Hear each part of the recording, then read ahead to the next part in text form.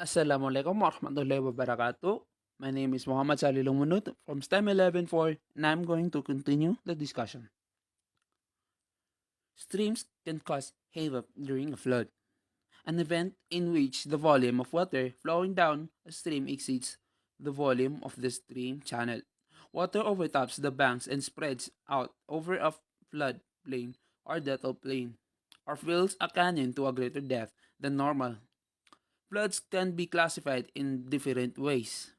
For example, disaster agencies classify them on location, distinguishing among river floods, coastal floods, and urban floods. Alternatively, floods can be classified based on how fast they develop.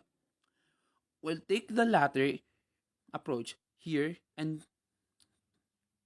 distinguish between slow onset floods, which develop several days and take days to weeks to subside, and flash floods, which develop in minutes to hours and subside in hours.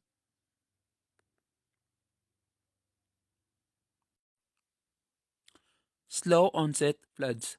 When you read a news story about flooding that takes days to develop, lasts for weeks, and involves the trunk stream of a large drainage network, you're reading about a slow onset flood. Slow onset floods happens number 1 during the spring after a winter of heavy snows when temperature rise and widespread melting of the snowpack begins. Number 2, during the sustained rains of the distinct wet season, such as the monsoon season of Asia, when winds shift and blow moist air from the ocean over the land for weeks on end and a large region gets drenched. Number 3, when a system of storms remains stationary over a broad region for a long time. In all these circumstances, the ground becomes saturated and cannot absorb any more water. So runoff from a broad drainage area flows into tributaries. These streams in turn supply water to the trunk stream, whose discharge becomes greater than can be accumulated in its channel. If slow onset floods are tied to an pattern, Earth annual weather pattern, Earth scientists may also refer to them as seasonal floods.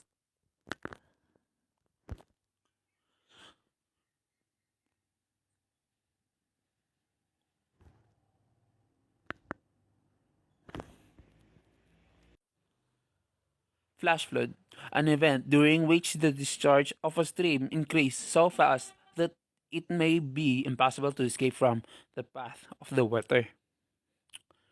Flash floods generally affect a relatively small area. Such floods happen during particularly in intense rainfall when so much water drenches an area that there isn't time for it to sink into the ground, so it becomes runoff instead. Flash floods also happen when dams collapse, as in the 1889 Johnstown flood, or when artificial levees fail during a flash flood. A narrow canyon or valley may fill to a level many meters above normal in a, in a matter of minutes, and the leading edge of the flood may rush downstream as a wall of water. Some flash floods are so turbulent and fast and carry so much sediment that they knock down and carry away everything in their path, such as boulders, trees, bridges, cars, and houses, and leave devastation in their way. The floodwaters may subside after a fairly short time, sometimes in a minute to hours. Flash floods can take place in any climate but are especially dramatic in arid, arid climates. In a desert, runoff from an isolated thunderstorm may suddenly fill the channel of a dry wash or unvegetated grounds allows to run off to reach the channel rapidly.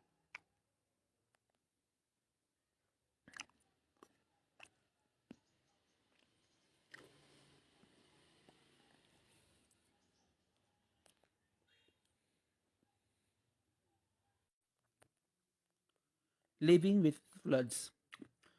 Flood control.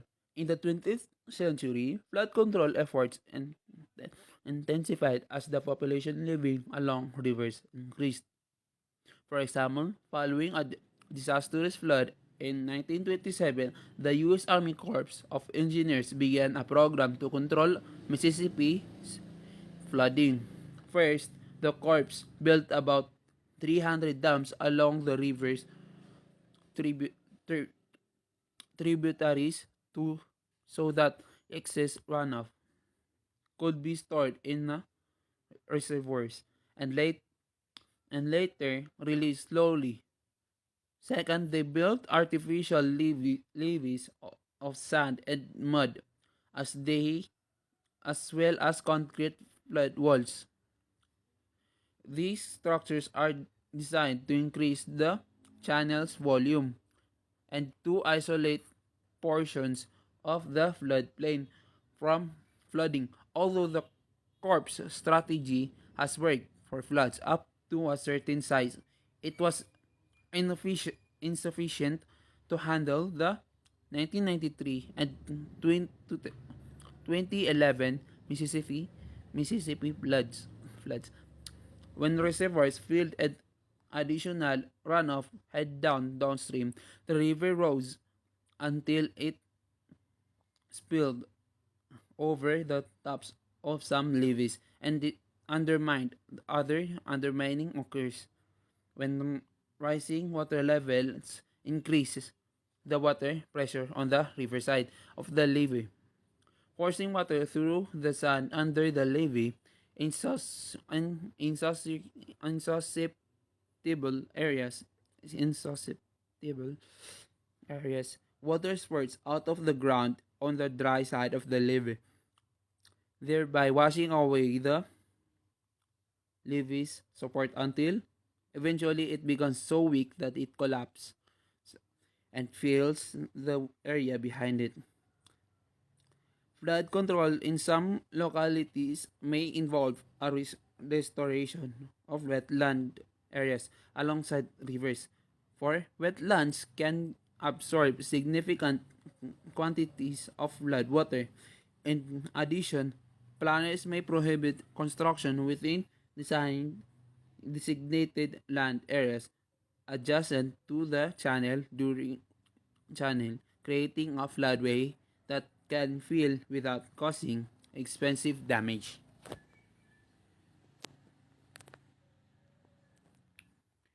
Evaluating flooding hazards.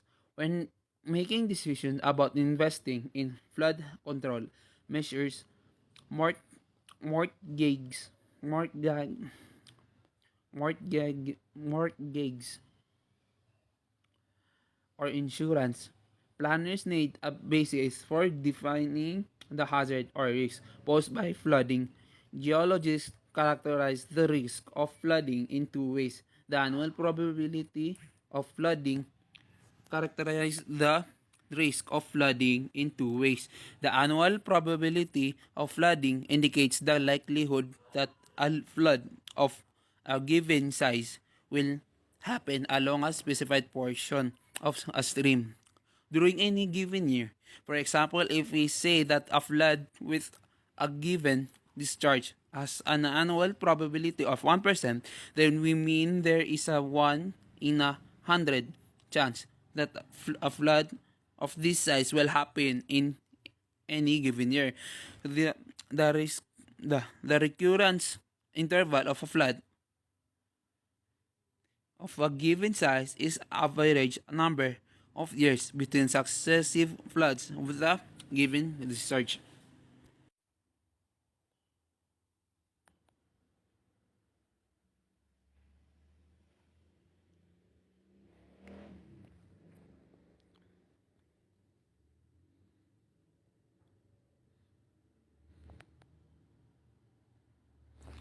A 100-year flood is a flood event that has a 1 in 100 chance of being equaled or exceeded in any given year.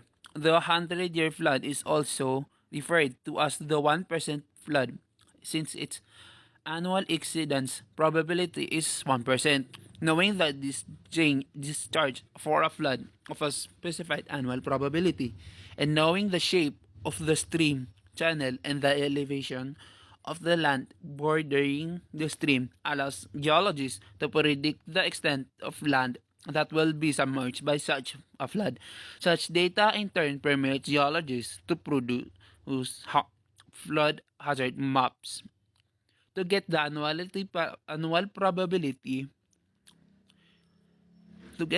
probability, you need you divide one with the recurrence interval.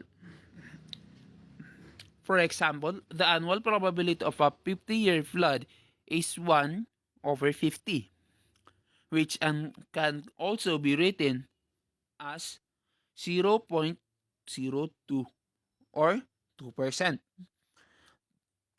The recurrence interval for a flood with a larger discharge is longer than that for a smaller flood, meaning that large floods happen less frequently than small ones.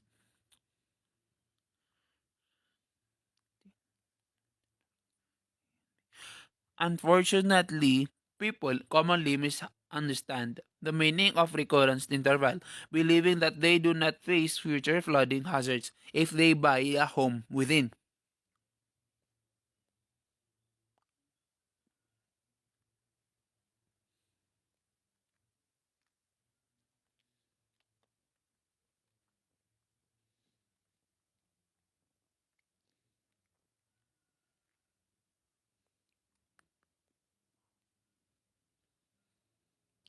13.7. Lakes. Lakes are bodies of standing water that occur on land and are not directly connected to the sea. Figure 13.32. Geologists distinguish between natural lakes, which from where the land surface is relatively low and can collect water, and reservoirs, which are lakes that have been trapped by the construction of a dam or a retaining wall. Most lakes contain fresh water because water can leave them via an outlet stream. As a result, the water in a freshwater lake remains there for only a relatively short time, and most of the dissolved salt it contains leave via the the outlet stream. 2. Concentration of salt remains very low. Some lakes, however, such as the Great Salt Lake of Utah and the Dead Sea along the border of Jordan, contain salt water. A salt lake becomes salty because it has inlets but no outlets. So what outlets? So water can leave the lake only by evaporation, which removes water molecules but leaves behind salts. Even the freshest water brought into the lake by streams contains a little dissolved salt, and over time, this salt gets concentrated in the lake as the water of the lake evaporates. Permanent lakes are depressions that fill the water because the ground surface lies beneath the water of reasons such as local subside to form a low area, the, the collapse of the ground over a cave, the isolation of a meander, meander when a stream cuts through a meander neck, glacial erosion of a deep valley, collapse of a volcanic caldera, caldera, caldera, blockage of a stream by a landslide, or subsidence due to rifting. Ephemeral lakes dry up during the dry season when the water table becomes deeper.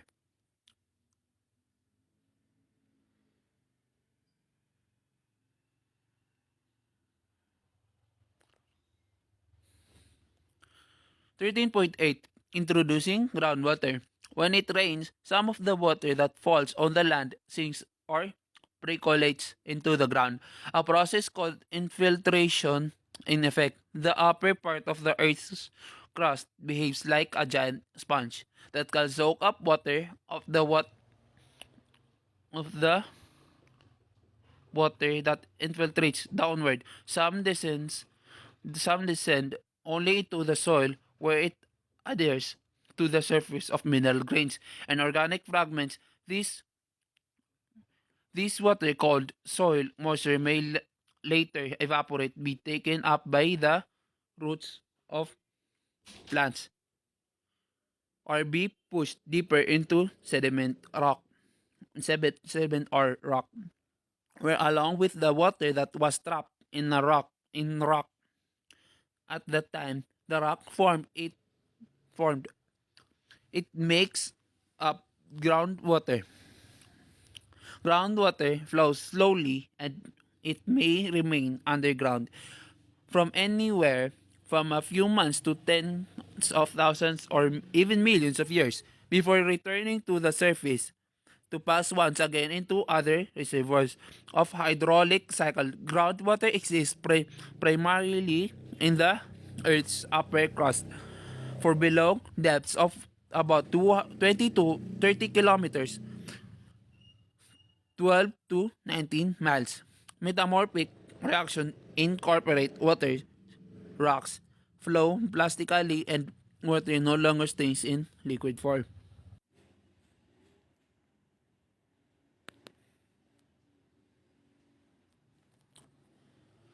Porosity and permeability. To understand where groundwater resides, we must first review the nature of porosity and permeability.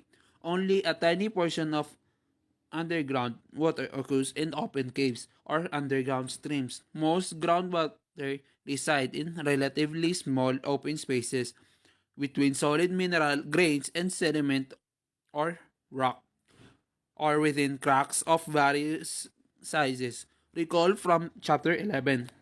In our discussion of how occurs underground, that a space or even crack within a volume of sediment or a body of rock is a pore,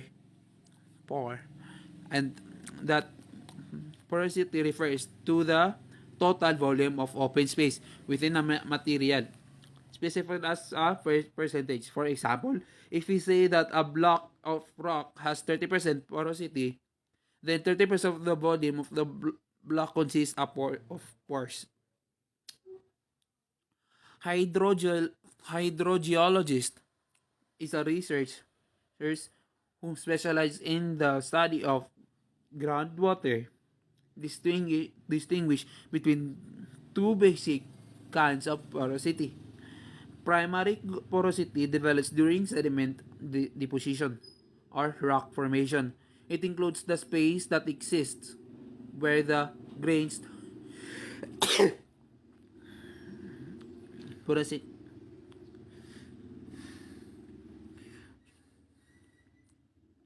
distinguish between two basic kinds of porosity. Primary deposit develops during includes the space. This is where it includes the space that exists where the grains don't fit together perfectly. Secondary porosity refers to new pore space produced after lithification. Such porosity can form when groundwater passes through rock and dissolves minerals, or or it can form due to development of cracks in association with joint of and faulting. If solid rock surrounds a pore, the water in the pore cannot flow to another location. For groundwater to flow, pores must be linked by conduits. opening or openings. The ability of a material to allow fluids to pass through an interconnected network of ports is the material's permeability.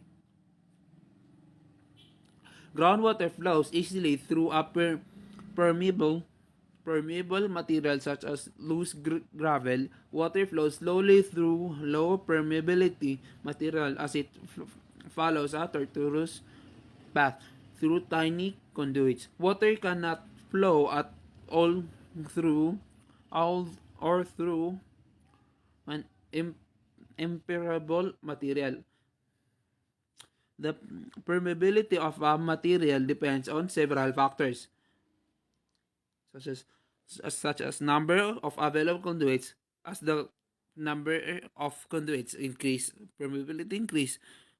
Size of the conduits flows travels through wider conduits than through narrower ones. Straightness of the conduits. Water flows faster through straight conduits than does it on crooked ones.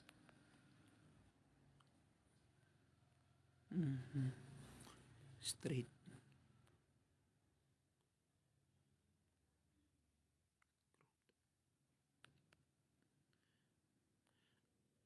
Aquifers, aqueducts, and the water table. With the concepts of porosity and permeability in mind, hydrogeologists distinguish between a aquifer, sediment, or rock with high permeability and porosity, and an aquitard, sediment, or rock with relatively low permeability. Regardless of porosity, materials in which water completely fills pore space are said to be saturated.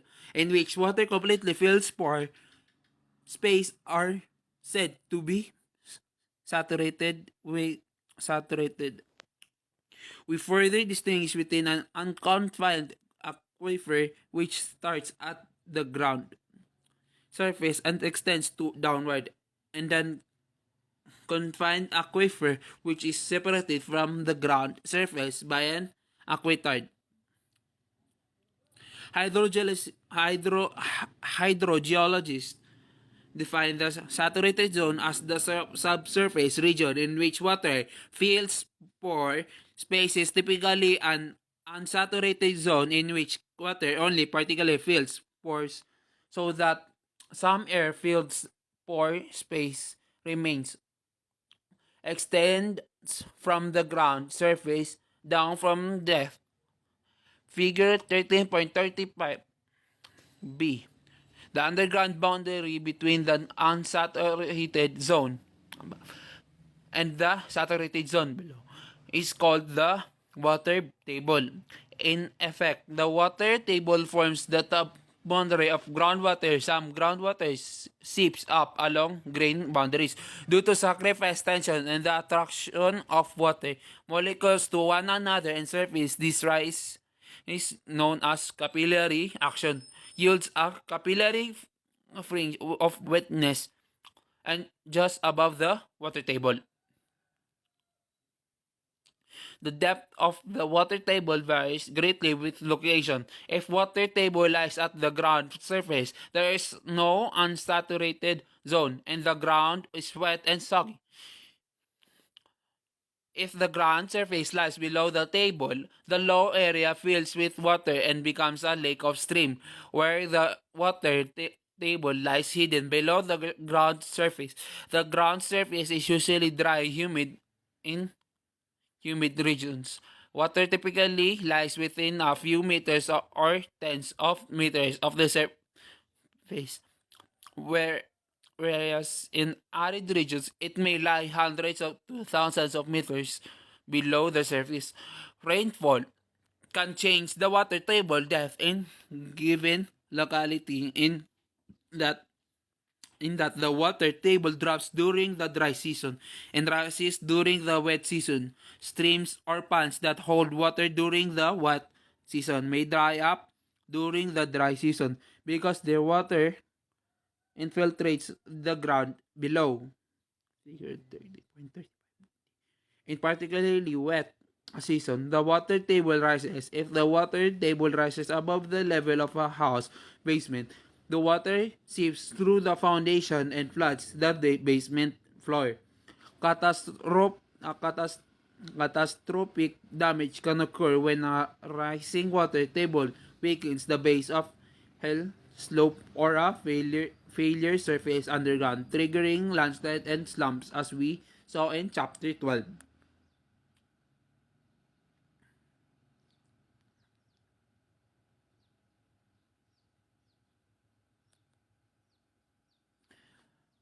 Topography of the water table. In hilly region, the shape of the water table tends to mimic in a subdue way the shape of overlaying topography.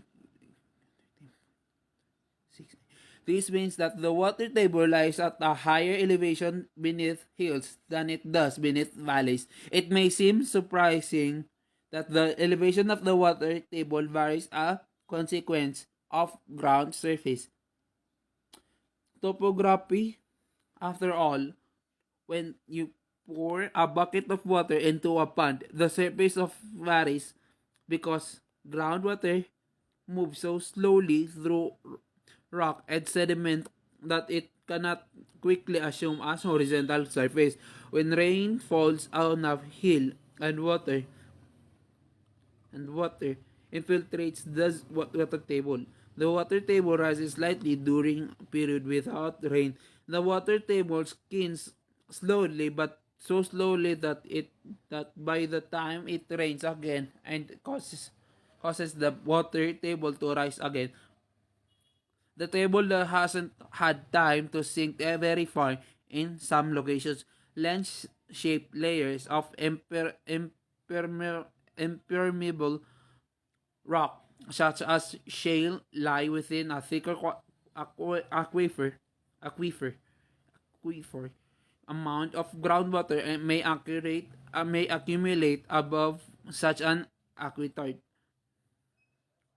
lands at an elevation above the regional water table. Hydrogeologist refers to the top surface of such a mound or groundwater as a perched water table.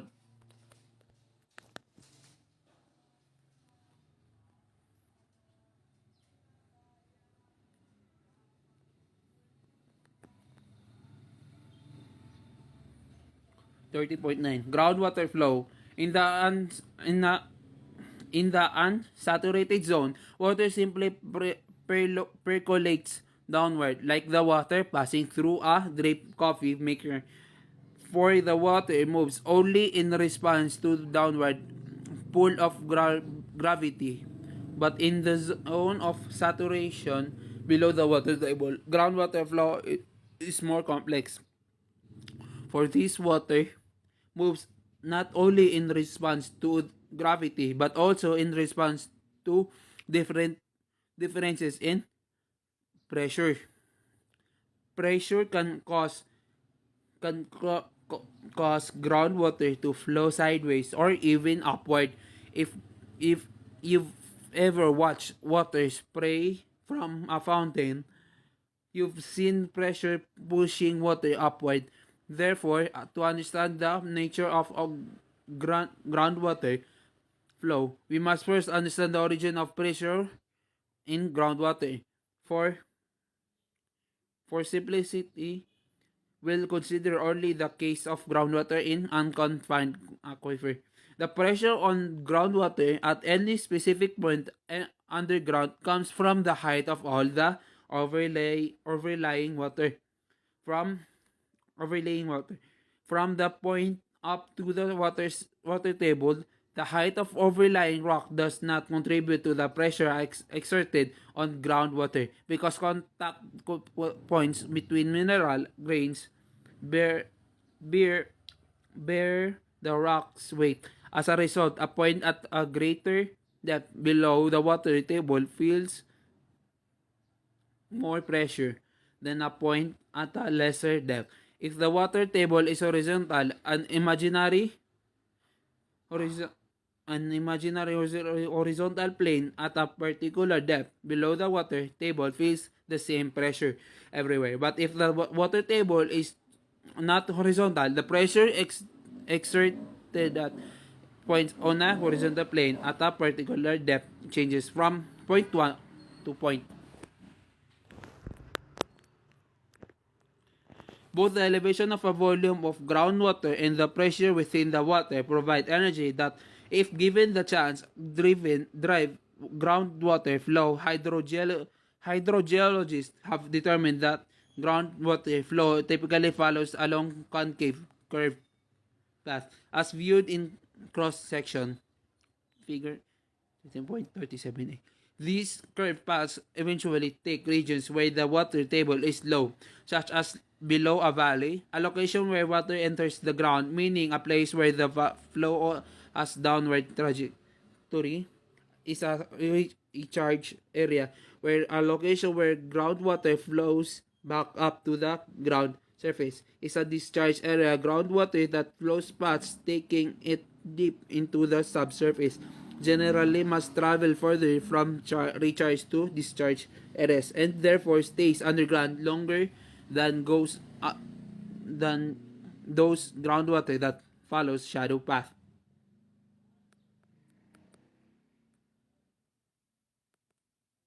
Falling water in a steep river channel can reach speeds of up to 30 kilometers or 20 miles per hour. In contrast, groundwater moves at rates between 5 and 500 meter 16 to per year. Groundwater moves much more slowly than the surface water for two reasons. First, groundwater must follow a crooked network of tiny conduits, so it must travel a much greater distance that it would if it could follow a straight path. Second, friction. Friction between groundwater and conduit walls slows down the water flow.